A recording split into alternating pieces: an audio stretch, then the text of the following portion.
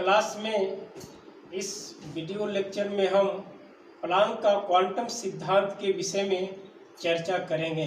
Max Planck के अनुसार ऊर्जा का उत्सर्जन अथवा अवशोषण दलित्रों यानी कंपनों का परिणाम होता है तथा ऊर्जा का अवशोषण या उत्सर्जन विवेक डिस्क्रीट रूप में होता है तथा मैक्स प्लैंक के अनुसार विकिरण का उत्सर्जन अथवा अवशोषण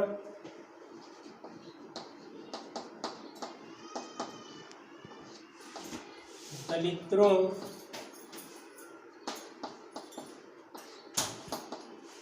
कंपनों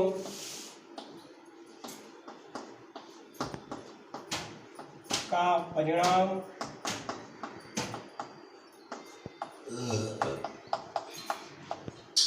होता है तथा ऊर्जा का उत्सर्जन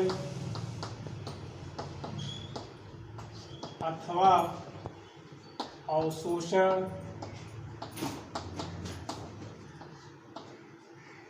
विवेक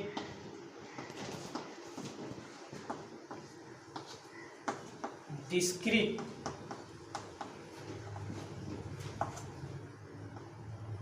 रूप में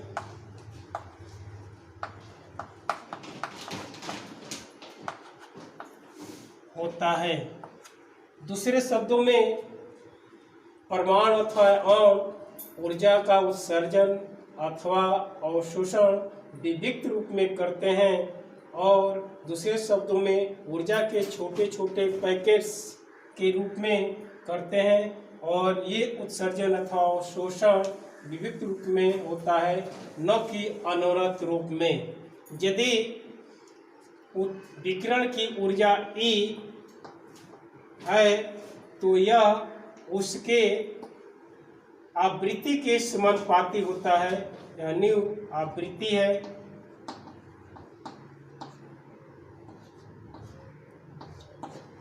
तथा यहाँ पर एक समानुपाती स्थिरांक जिसे H या प्लैंक कांस्टेंट कहते हैं आता है E बराबर H न्यू और H न्यू ये प्लैंक या क्वांटम नाम दिया जाता है।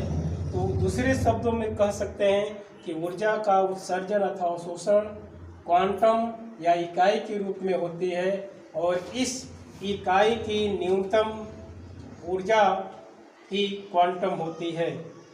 इसकी तुलना हम सीढ़ी के पायदान से कर सकते हैं कि यदि कोई व्यक्ति सीढ़ी के पायदान पर खड़ा है तो वह दो पायदान के बीच में नहीं हो सकता। इसी तरह से यदि एनर्जी का मान पूर्णांक रूप में 0 या H न्यू या H 2H न्यू यथा 3H न्यू या NH न्यू के तुल्य होती है और इसे ही हम प्लैंक या क्वांटम ऊर्जा नाम देते हैं। यहाँ पर H प्लैंक कांस्टेंट जिसका मान 6.626 इंटू 10⁻⁻27 अर्ग सेकेंड होता है या 6.626 इंटू 10⁻34 जूल सेकेंड होता है।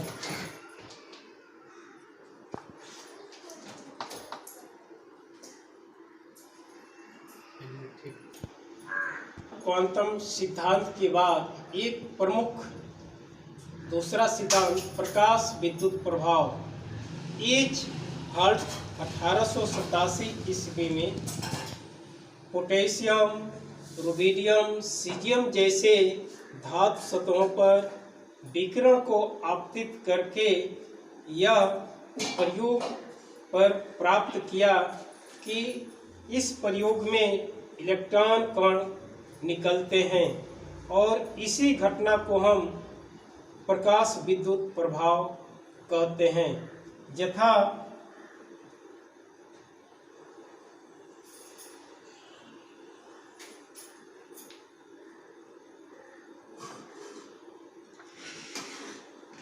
एक धातु पटल, धातु सतह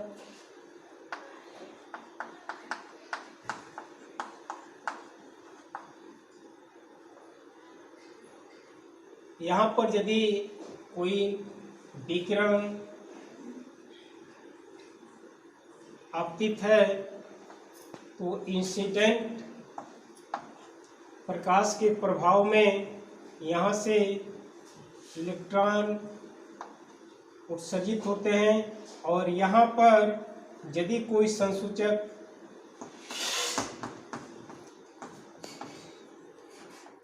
और इसे यदि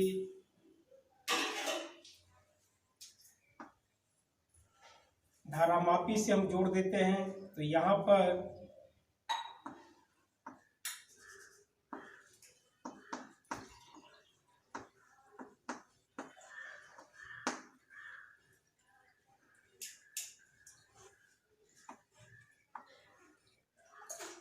बैटरी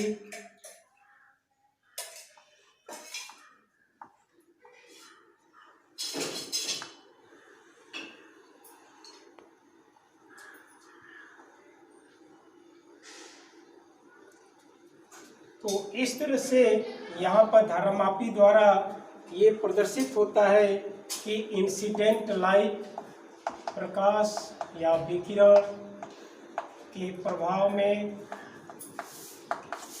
हमें धारा प्राप्त होती है और इसी को हम कहते हैं प्रकाश विद्युत प्रभाव। यानी सोडियम, पोटेशियम, रुबिडियम, सीजियम जैसे धातुओं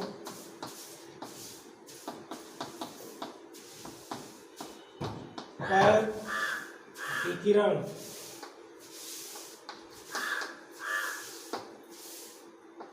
प्रकाश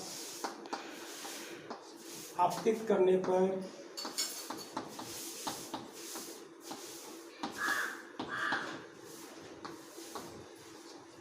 इलेक्ट्रॉन उत्सर्जित होते हैं या इलेक्ट्रॉन निकलते हैं, इस घटना को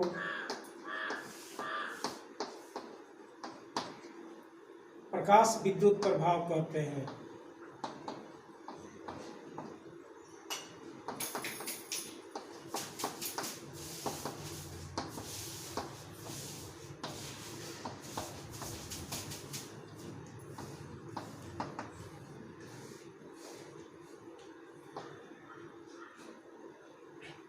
एच हर्ट्ज ने प्रयोगों के आधार पर निम्न प्रमुख 3 परिणाम प्राप्त किए।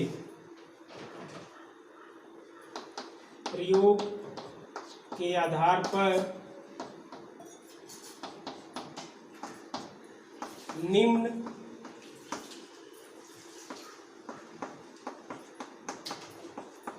लिखित प्रमुख परिणाम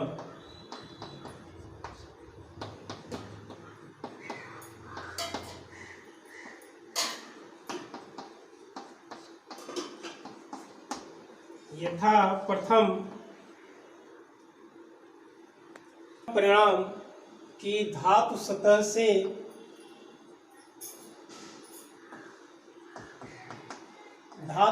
से उत्सर्जित इलेक्ट्रॉन और आपतित विकिरण के बीच कोई समय अंतराल नहीं होता। धातु सतह पर आपतित प्रकाश विकिरण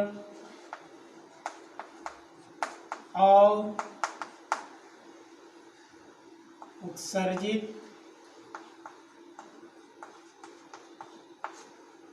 इलेक्ट्रॉन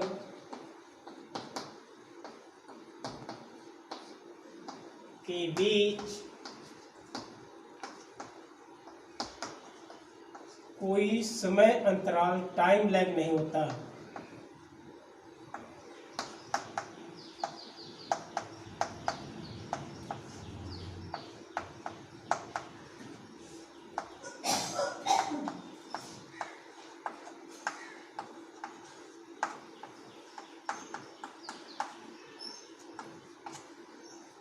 और दूसरा, उत्सर्जित इलेक्ट्रॉन की संख्या आपतित प्रकाश की तीव्रता पर निर्भर करता है।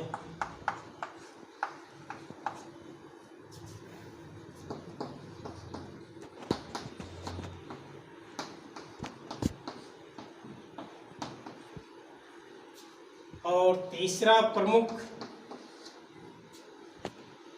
के उत्सर्जित होने इलेक्ट्रॉन अभिलाक्षणिक धातु सतह का अभिलाक्षणिक होता है, अथवा दूसरे शब्दों में प्रत्येक धातु सतह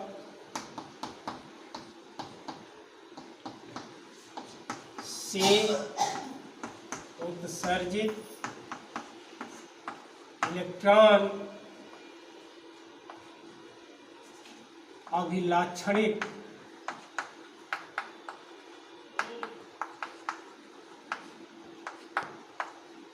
होते हैं, अर्थात एक निश्चित आवृत्ति से कम आवृत्ति के प्रकाश से कोई इलेक्ट्रॉन किसी विशेष सतह से उत्सर्जित नहीं होते।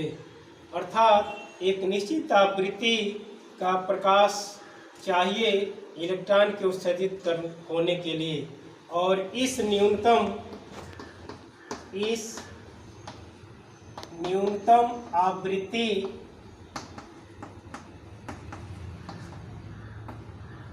के विकिरण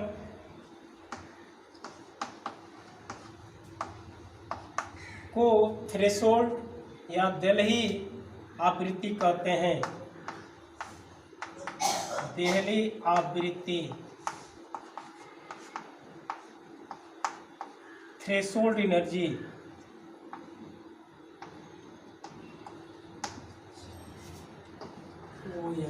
थ्रेशोल्ड फ्रीक्वेंसी।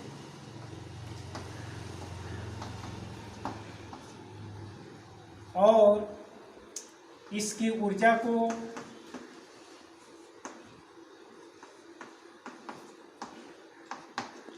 कार्यफलन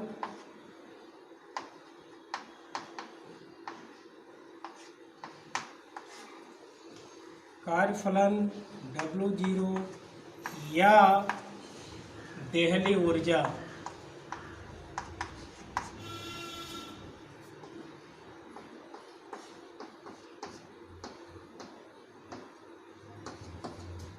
कहते हैं।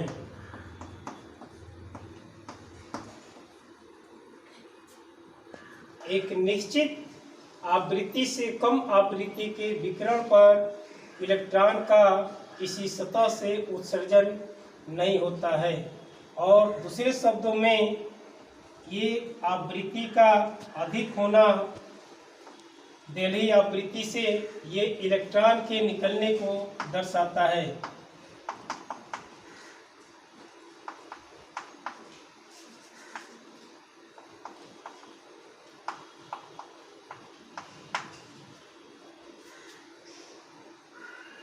इस प्रकार किसी भी सतह से इलेक्ट्रॉन का उत्सर्जन निश्चित आवृत्ति की विकिरण या निश्चित ऊर्जा से ही उत्सर्जन होता है। और दूसरे शब्दों में एक उदाहरण द्वारा हम देख सकते हैं कि पोटेशियम सतह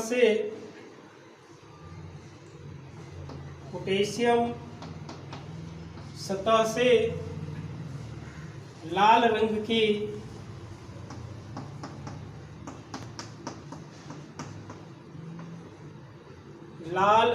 की नीव बराबर 4.3 से 4.6 इंटू 10⁻40 हर्ट्ज, यानी पोटेशियम सतह से लाल रंग की जिसकी आवृत्ति 4.3 से 4.6 से 10⁻14 हर्ट्ज होती है, से कितनी भी प्रकाश तीव्रता का आपतित किया जाए इलेक्ट्रॉन का उत्सर्जन नहीं होता है। वहीं पर यदि पीले प्रकाश जिसकी आवृत्ति 5.1 से 5.2 इंटू 10⁻12 हर्ट्ज इलेक्ट्रॉन का उत्सर्जन होता है। और यहाँ पर के लिए न्यू बराबर 5.0 इंटू 10⁻14 हर्ट्ज होती है। इससे हम देख सकते हैं कि किसी सतह से या पोटेशियम सतह से इलेक्ट्रॉन का निकलने के लिए विकिरित या आपतित विकिरण की आवृत्ति डेल्ही से अधिक होनी चाहिए। और ये भी ध्यान देना है कि उत्सर्जित इलेक्ट्रॉन की गतिज ऊर्जा प्रकाश की तीव्रता पर निर्भर नहीं करता है। और दूसरे शब्दों में कह सकते हैं कि उत्सर्जित इलेक्ट्रॉन की संख्या प्रकाश की तीव्रता के समानुपाती होता है।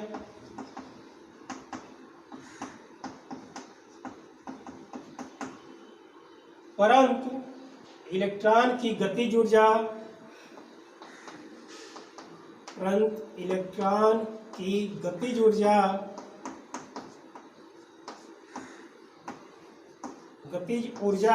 प्रकाश की तीव्रता पर निर्भर नहीं करता। प्रकाश की तीव्रता पर निर्भर नहीं करता।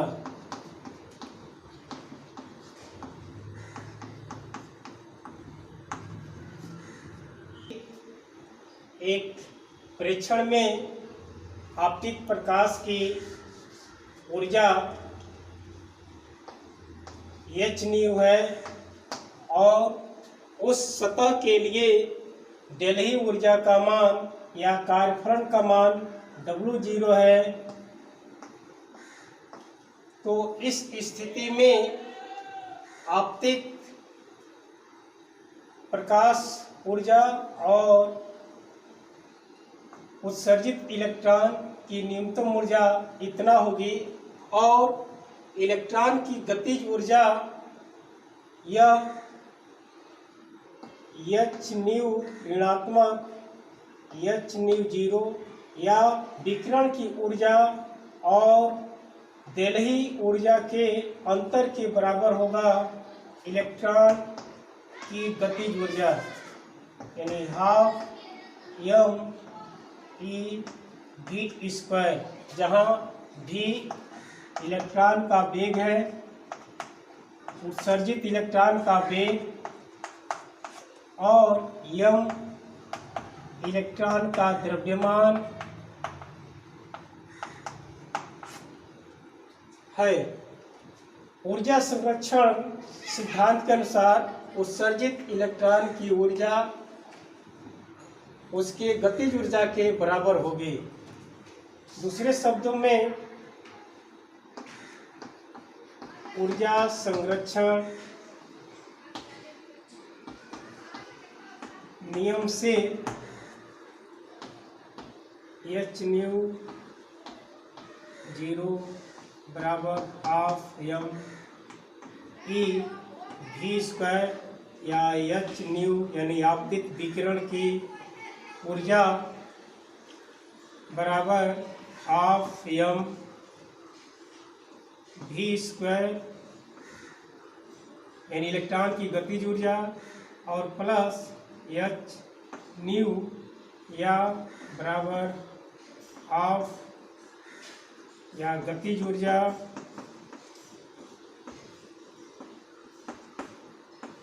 प्लस कार्यफलन। और कार्यफलन को हम इस रूप में भी नोट कर सकते हैं, half m v square plus W के रूप में कार्यफलन। तो इस तरह से हम आपतित विकिरण और इलेक्ट्रॉन की गतिज ऊर्जा के गणना द्वारा हम दैनिक ऊर्जा का मान ज्ञात कर सकते हैं। तो हम आगे अंकित प्रश्नों में करेंगे।